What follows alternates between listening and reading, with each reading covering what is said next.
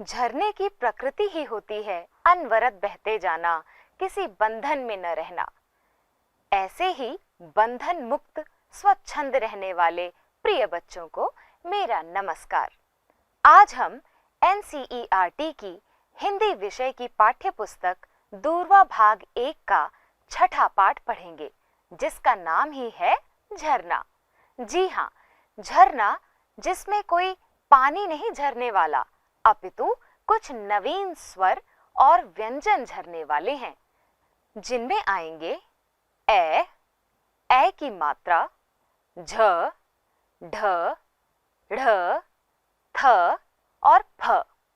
आइए देखते हैं कि ये किस प्रकार उच्चारण किए जाएंगे और इनसे किन किन नवीन शब्दों को निर्मित किया जा सकता है। बच्चों, इस चित्र को देखिए। यह किसका चित्र है? ऐनक। इसके वर्णों को अलग अलग करके पढ़ने का प्रयास करते हैं। ए, न, क। पुनः प्रयास करें। ए, न, क। ऐनक। आगे बढ़ते हैं। यह एक थैला है। अलग अलग उच्चारण करके देखें। थैला, थैला। पुनः प्रयास करें। थैला, थैला। अगला चित्र है झरने का। ध्यान दीजिए, इसमें पानी झरता हुआ भी नजर आ रहा है। कैसे पढ़ेंगे झरने को? झ, र, ना, झरना। आगे बढ़ते हैं।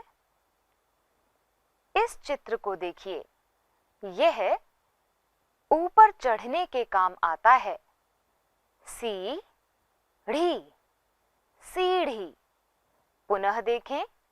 सीढ़ी, सीढ़ी। आगे बढ़ते हैं। इस चित्र में एक वाद्य यंत्र दर्शाया गया है। इसका नाम है ढोलक। इसके वर्णों को अलग अलग करके इस प्रकार पढ़ा जाएगा। ढो, ल, क। ढोलक। पुनः प्रयास करें। ढो, ल, क। ढोलक। अब दिए गए चित्र को पहचानकर उसके नाम को बोलने का प्रयास करते हैं। यह चित्र आप देख ही चुके हैं। यह किस काम आता है? सामग्री रखने और एक स्थान से दूसरे स्थान ले जाने में सहूलियत देता है। यह थैला है। यह थ व्यंजन से बना है। थ व्यंजन से बनने वाले अनेक शब्द हो सकते हैं, जैसे थर्मस और यह थैला। अलग अलग करके उच्चारण करें। थैला, थैला। चित्र को देखकर इसका पहला वर्ण और दूसरा वर्ण अलग करके पढ़ने का प्रयास करें। यह फल का चित्र है। किसका चित्र है? फ, ल, फल। यह फ वर्ण से बना है। इसी प्रकार आप फ वर्ण का सही उच्चारण करें और नए शब्दों का निर्माण भी करें। फ, ल, फल। इस चित्र में ए, न, क, ऐनक, जिसे चश्मा भी कहा जाता है, दर्शाया गया है। इसके वर्णों को अलग अलग करके पढ़ें। ए, न, क। ऐनक। यह ए से बना है। इसी प्रकार ए वर्ण से बनने वाले और शब्द सोचें। यह ढोलक का चित्र है। वाद्य यंत्र ढोलक। इसके वर्णों को अलग अलग करके पढ़ें। ढो, ल, क। ढोलक। यह ढ वर्ण से प्रारंभ होता है। ऐसे ही ढ वर्ण से प्रारंभ होने वाले और शब्द कौन-कौन से हो सकते हैं? सोचो और उनका निर्माण करो। जैसे ढ से ढक्कन भी हो सकता है। आगे बढ़ते हैं। इस चित्र में सीढ़ी दर्शाई गई है। इसके वर्णों को अलग-अलग करके पढ़ें। सीढ़ी, सीढ़ी। इस शब्द में ढ वर्ण के नीचे बिंदी लगने से ढ ढ़ बन जाता है और इसका उच्चारण सीढ़ी हो जाता है।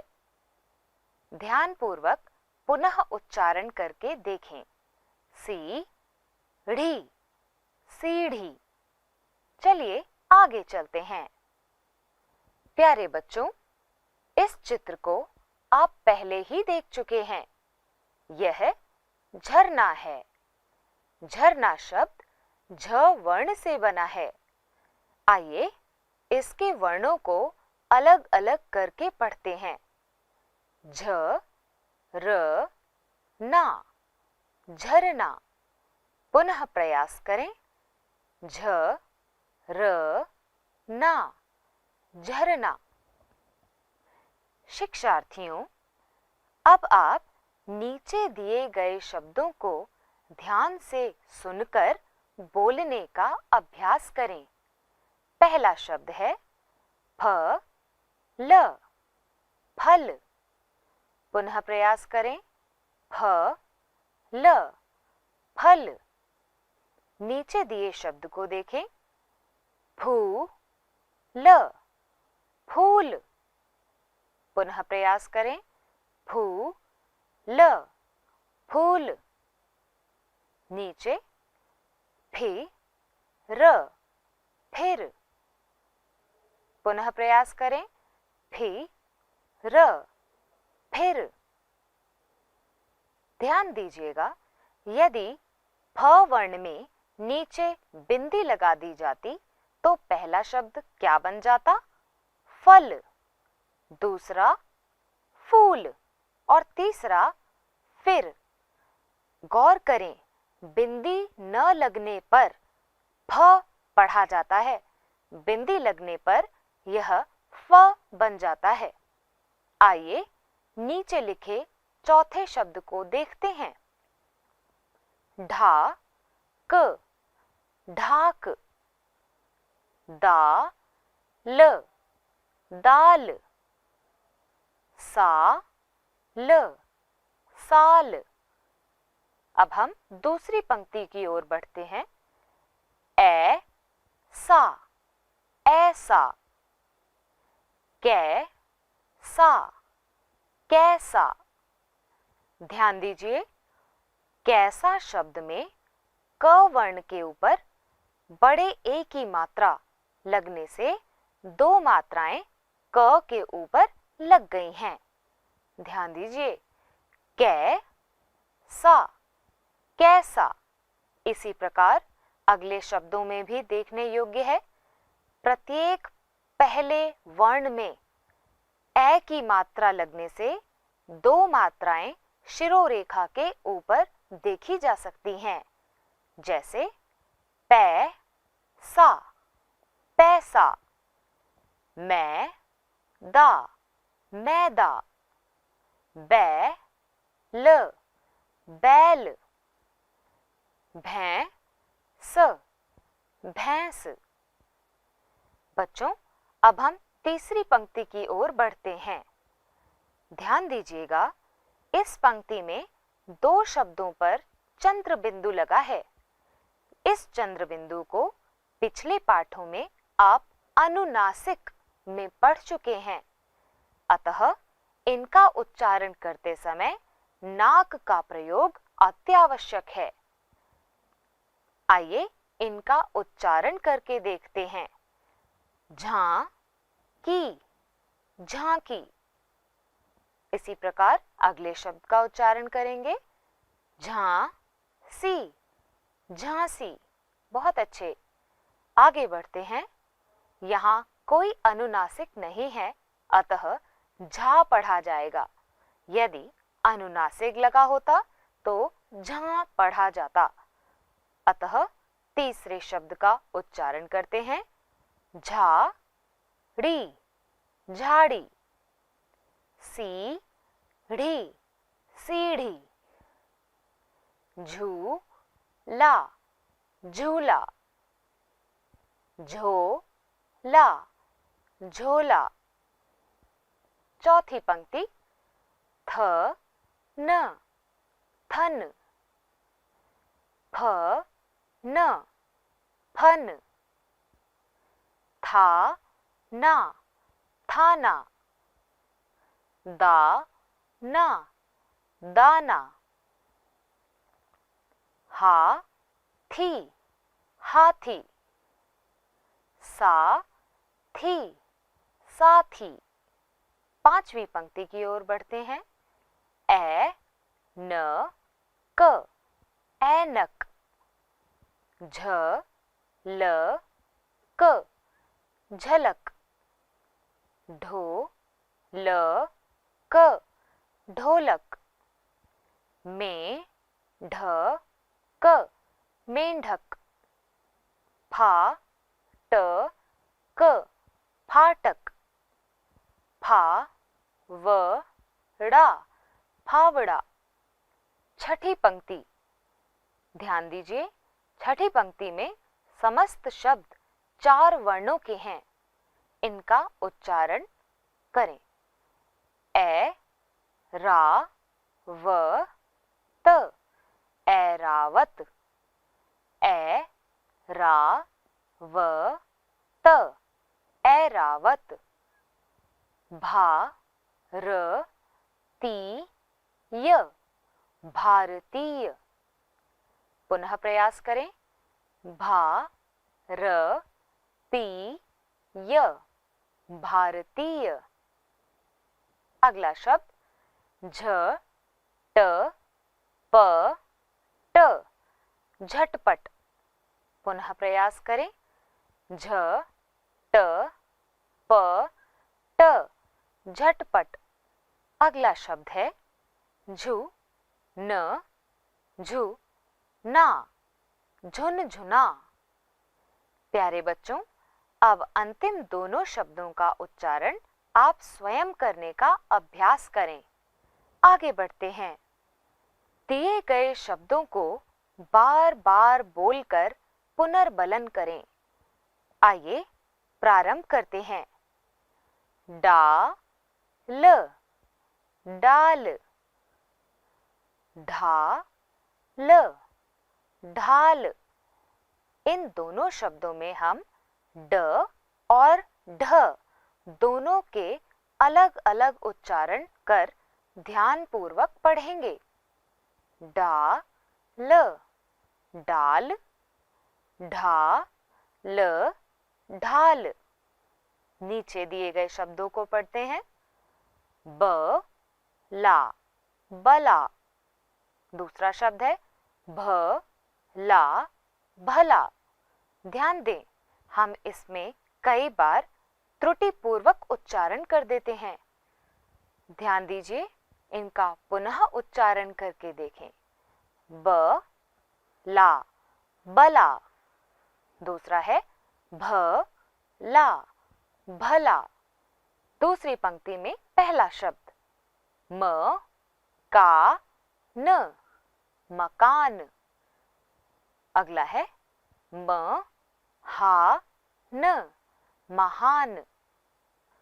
अगला शब्द है जेल, जेल, जिसे कारावास भी कहा जाता है।